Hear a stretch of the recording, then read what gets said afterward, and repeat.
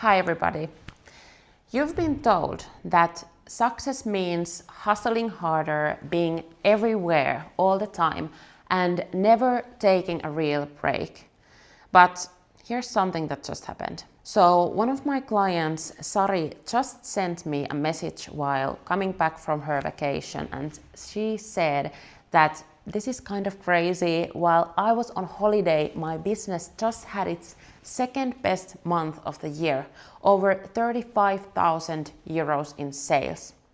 How did she do that? Not by grinding longer hours or not by launching endless offers, but by building her business the smart way.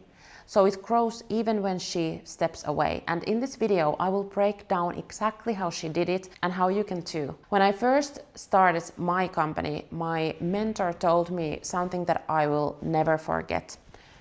Your business has to keep growing even when you're not there.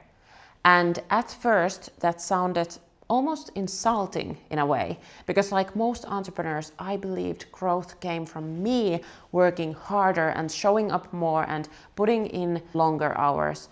But here's what I have realized now is that if your business only grows when you do the work, you don't actually have a business, you have a job. And that is a huge wake-up call for me, because right as I started my business, I also became a mom. So I didn't have the luxury of spending and grinding like 12 hours working. And trading hours for euros wasn't just unsustainable, it was actually impossible in my situation. So here is the truth most coaches won't tell you. The reason many entrepreneurs never break through it isn't because they are not good enough or not experienced enough or not working hard enough. It's because they are trying to maximize their own effort instead of building something that can grow also without them. And that is why in my first 2 years, I didn't even pay myself a salary. And it wasn't because I failed, but because I wasn't focused on quick income. I was focused on building something scalable.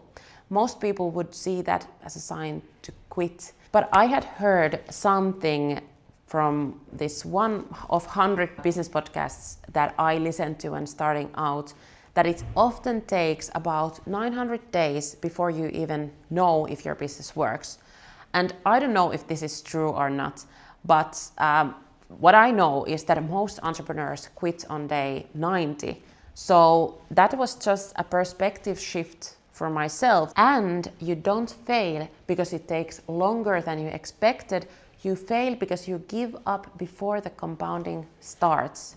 So fast forward to today, now I know the exact steps. If I had to start all over, I could probably get my business to run without me in 6 months, because I know the framework. And that is exactly what Sari's story proves as well. Because Sari joined our program at the end of 2022, so a couple of years ago, and within 6 months, she launched her premium priced keto coaching program and built her own methodology and hired her first team member to support her clients.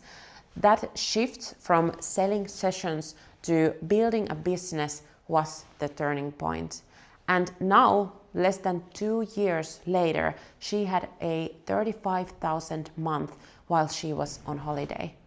And how is that possible? Well, it all comes down to a very simple framework that I call the Smart Scale framework. 3 steps. 1, product market fit. 2, systems. And 3, people. Step number 1 is the product market fit. The first step of scaling any business, I would say, is finding your one core offer, the high margin, premium priced service that becomes the foundation of your expertise business. So here's what most experts do wrong. They create too many offers and constantly change direction or launch something new every single few weeks. But the truth is that real growth comes when you double down on one flagship program. This becomes the thing your whole business revolves around. For Sari, this was her premium keto coaching program. That one decision created clarity, focus, and the ability to her to scale.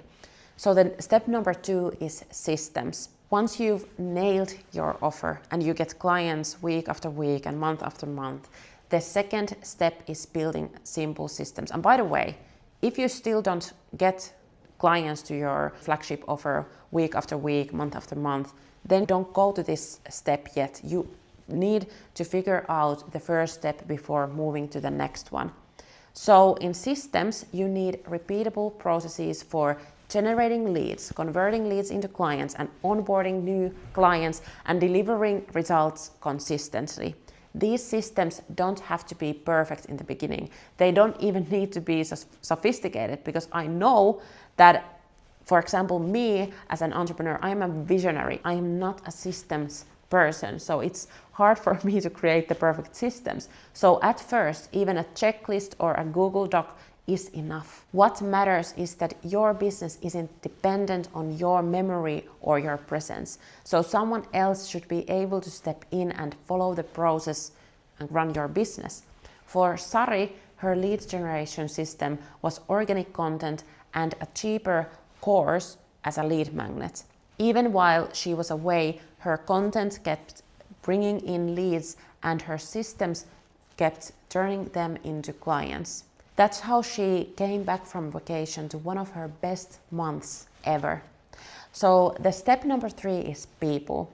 And you don't go here before you have the offer and before you have some systems documented.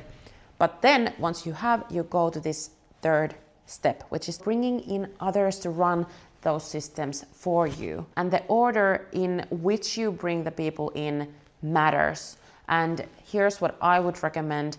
First, hire an assistant. You can free yourself from admin and busy work so you can focus on clients and sales. And second, bringing in client support. So someone who helps serve your clients so you can keep bringing in new ones. And third, eventually hire a salesperson, ideally on a commission-only model, so you take zero risk with that. And that is exactly the order Sari also followed. So she started with support, then client delivery, and now she has a business that runs without her daily presence. Now, I don't want to mislead you, because this is not an overnight success story. It almost always takes longer than you expect.